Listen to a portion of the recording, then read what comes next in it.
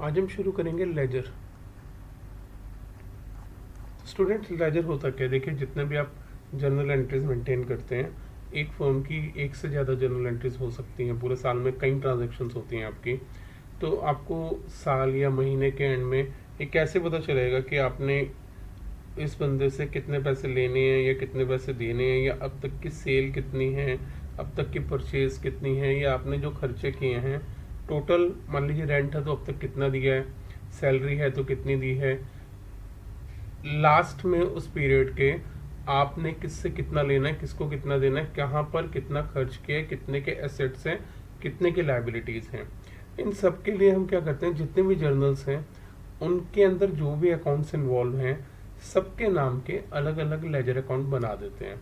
Ledger account बनाने से क्या होता है कि जैसे मान लीजिए राम से आप डील कर रहे हैं, तो राम से आपने साल भर में 10 ट्रांजेक्शन्स करी। अब आप हर बार उनके ये तो है नहीं कि पूछने जाओगे कितना लेना है कितना देना है। आप क्या करते हो, लेजर अकाउंट बनाते हैं, जितनी ट्रांजेक्शन उसके साथ करी हैं सारी वहाँ पर नोट डाउन करते हो, और फिर कितना पैसा आया कितना गया वो भी लिखते हो, क्या सामान आया क्या गया वो भी लिखते हो, और फाइनली आपने उससे लेना है या देना है ये पता चल जाता है। ऐसे ही आपने अगर कोई एसेट बाय करे हैं तो वो एसेट के ऊपर डेप्रिसिएशन लगा या टूट फूट हुई या एडिशनल बाय करा है, वो सब हम एक जगह मेंटेन करते हैं। इन्हें लेजर अकाउंट्स कहते हैं। तो लेजर का बहुत सिंपल सा मेथड होता है। अगर मैं बोलता हूँ आपसे कि started business with cash,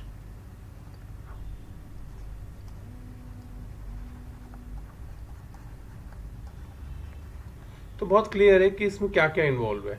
cash involve है और कैपिटल इन्वॉल्व है। मान लीजिए आपने 2 लाख रुपीज से बिजनेस स्टार्ट किया, तो कैश भी 2 लाख रुपीज डेबिट हो रहा है और कैपिटल भी 2 लाख रुपीज क्रेडिट हो रहा है। ठीक है जी। तो जब मैं एक लेजर अकाउंट बनाने चलूँगा तो मैं क्या करूँगा, मैं लेजर अकाउंट में कैश अकाउंट अगर बनाता हूँ तो वो क्या हो रहा था, डेबिट किससे, कैपिटल से, तो टू कैपिटल लिख दूंगा। और अगर कैपिटल अकाउंट बनाऊंगा तो वो क्रेडिट हो रहा था किससे, बाय कैश से, तो बाय कैश लिख दूंगा, जो भी अमाउंट था वो लिख दूंगा। तो लेजर का जो हम क्वेश्चन डिस्कस करने वाले हैं वो आपके सामने है, और इसमें जो है आपको सभी जर्नल्स बनानी है और फिर लेजर अकाउंट्स बनाने हैं। देखने में देखिए बहुत छोटा सा क्वेश्चन लग रहा है, पर ये बहुत टाइम कंज्यूमिंग है, तो ध्यान से समझिएगा कि कैसे करते हैं इसे। स्टार्ट करते हैं पहली जर्नल जो है वो जनवरी 1 की है। Started business with cash 1 lakh rupees, तो cash account debit to capital account 1 lakh. दूसरी एंट्री है आपकी बॉट गुड्स फॉर कैश, तो ये है आपकी 2 तारीख की, तो purchase account debit to cash account, और ये है आपका 20,000 का।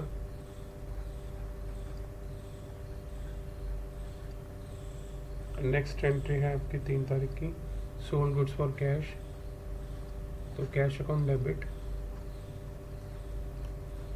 टू सेल्स अकाउंट, और ये आपने बेचे हैं 7,000 रुपये गुड्स। नेक्स्ट एंट्री है आपकी 15 तारीख की, sold goods to Shravan,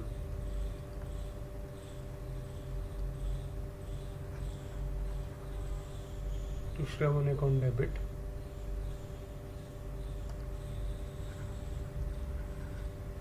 to sales,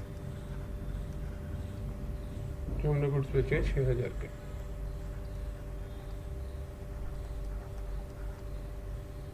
next entry है bought goods on credit from Anurag, तो ये 18 तारीख की है। आपने गुड्स खरीदे हैं अनुराग से, परचेज अकाउंट डेबिट टू अनुराग, और फिर 19 तारीख की है गुड रिटर्न्स टू अनुराग, तो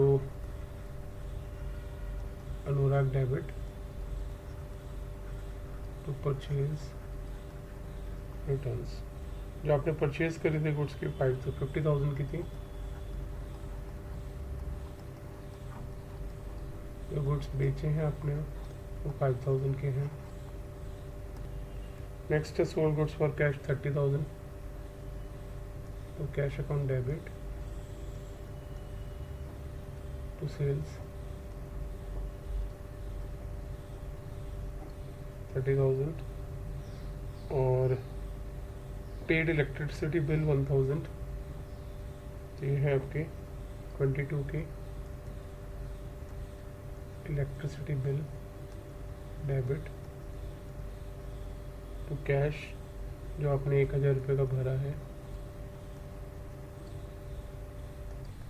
नेक्स्ट एंट्री आपकी 28 की है, paid telephone bill, telephone expenses account debit to cash account जो आपका आ गया 500 का। एंड पेड रेंट, तो rent account debit to cash account 800 रुपये का आपने रेंट करा है। Last entry paid wages, wages account debit to cash account 3000 रुपये आपने पे करे हैं वेजेस। वेजेस की डेट है 31 और रेंट की डेट है 29। तो अब इनको लेजर में ट्रांसफ़र कैसे करते हैं वो देखिए। लेजर अकाउंट शुरू करते हैं। सबसे पहले हम कैश अकाउंट का बनाते हैं। जो ट्रांजेक्शन्स हैं, पहली है जनवरी 1 की, तो यहाँ पर कैश अकाउंट डेबिट हो रहा है कैपिटल अकाउंट से, जो कि 1 लाख रुपीज़ की एंट्री है।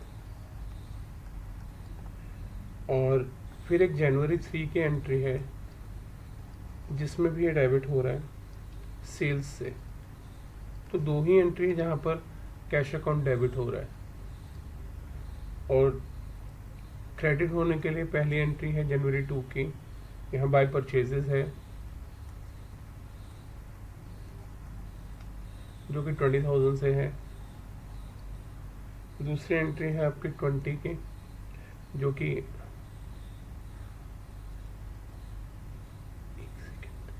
जनवरी 20 की भी एंट्री से सेल्स हो रही है, कैश सेल्स है 30,000 की। और कोई भी एंट्री नहीं है जहाँ पर आपके पास पैसे आ रहे हो, बाकी सब में आपके पास से पैसे जा ही रहे हैं। तो एक हमने कर ली जनवरी 2 की एंट्री। फिर हमने इलेक्ट्रिसिटी बिल पे करा है जनवरी 22। इलेक्ट्रिसिटी एक्सपेंसेस जो थे वो हमने पे किए थे और वो हमारा था 1000 का। और फिर हमने पे किए थे 28 को, वो था हमारा टेलीफोन बिल। टेलीफोन एक्सपेंसेस आ गया हमारा, जो हमारा था 500 रुपये का। फिर हमने एक रेंट पे किया था जो हमारा था 29 का बाय रेंट अकाउंट, जो हमारा था 800 रुपये का। और फिर हमारा था 31 का वेजेस, जो हमारे थे 3000 रुपये के। ठीक है सर। अभी इसमें क्या है, हमारे पास 1,37,000 इधर का टोटल है और इधर के टोटल में से हम माइनस करेंगे टोटल जो कि इधर का है और हमारे पास बैलेंस आ जाएगा। तो एक बैलेंस निकाल लेते हैं। तो बैलेंस हमने निकाला तो हमारा आ रहा है 1,11,700।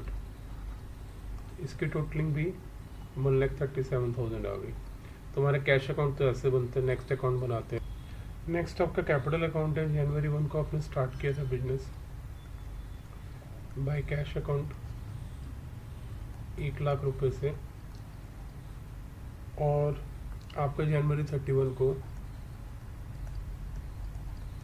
सारा अमाउंट ऐसे ही आ जाएगा बाय बैलेंस कैरिड ऑन, कोई और एंट्री है नहीं। यहाँ टोटल कर देंगे और इसको आप फेब 1 को बाय बैलेंस ब्रॉट डाउन करके वापस 1 लाख ट्रांसफर कर देंगे, क्योंकि ना तो कैपिटल बढ़ रहा है ना कैपिटल कम हो रहा है। नेक्स्ट आपका परचेज अकाउंट बन जाएगा। तो जनवरी 2 को आपने एक कैश परचेज करी थी, तो कैश परचेज आ जाएगा 20,000 की। और एक आपने जनवरी 18 को क्रेडिट परचेज करी थी, तो अनुराग से आपने लिया था, तो अनुराग को दिखा दीजिए।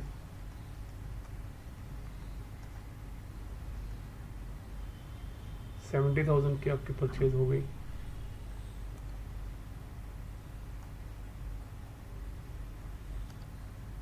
तो 70,000 यहाँ पर आपके पास आ गया। इसे बाय बैलेंस कैरेट डाउन लिख दीजिए जनवरी 31 को 70,000। नेक्स्ट हमारा सेल्स अकाउंट है, जनवरी 3 की एंट्री है। आपने कैश से सेल करी थी, तो बाय कैश अकाउंट 7,000। फिर आपने उधार बेचा था श्रवण को, श्रवण अकाउंट आ जाएगा 6,000 का। और फिर आपने एक और कैश सेल्स करी थी 30,000 की, वो दिखा दीजिए। और ये आपकी थी 15 तारीख की, और ये आपकी थी 20 की। टोटलिंग करेंगे तो आपके पास 43,000 आ जाएगा। तो उसको टू बैलेंस कैरेट डाउन कर दीजिए 43,000। नेक्स्ट आपका श्रवण अकाउंट है, जनवरी 15 की सेल है इसकी, जनवरी 15 को।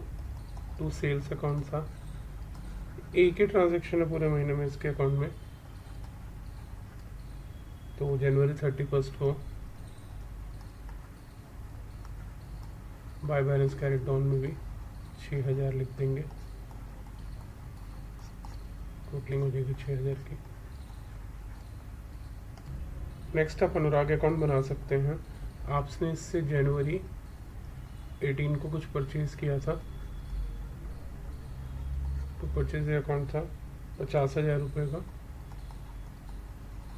और कुछ परचेज रिटर्न्स भी था, वो था आपका 19 तारीख को।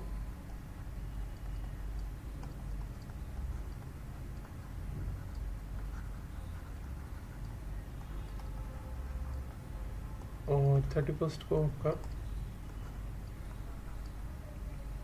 तो बैलेंस कैरेट डाउन हो जाएगा 45,000, टोटल 50,000।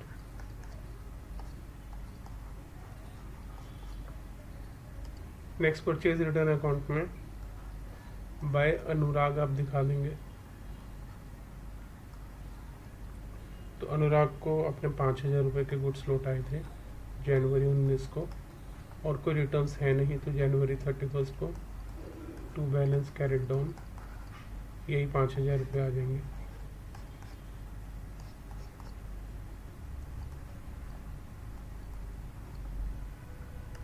नेक्स्ट आपका इलेक्ट्रिसिटी अकाउंट बनेगा।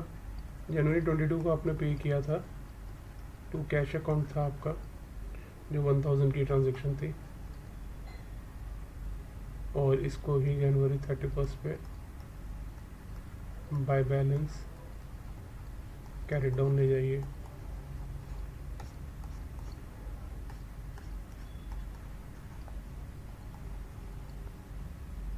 नेक्स्ट आपके टेलीफोन एक्सपेंसेस है, जनवरी 28 को आपने इसका पे किया था टू कैश अकाउंट 500 रुपये, तो ये जनवरी 31 को भी चला जाएगा। By balance carried down 500।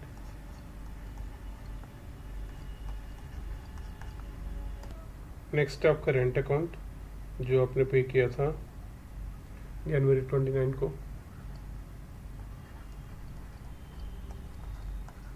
तो कैश अकाउंट आपने 800 पे करा था, और ये यहीं ख़त्म हो जाएगा 800।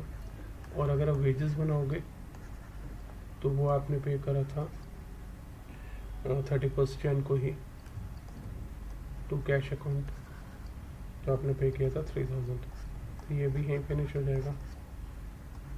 इसका by balance carried down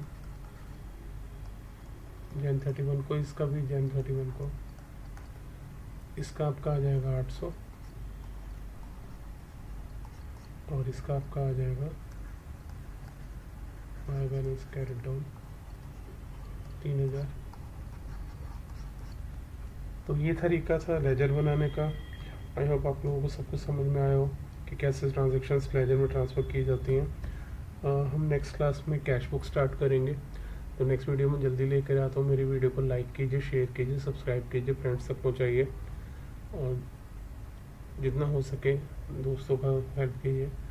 thank you very much.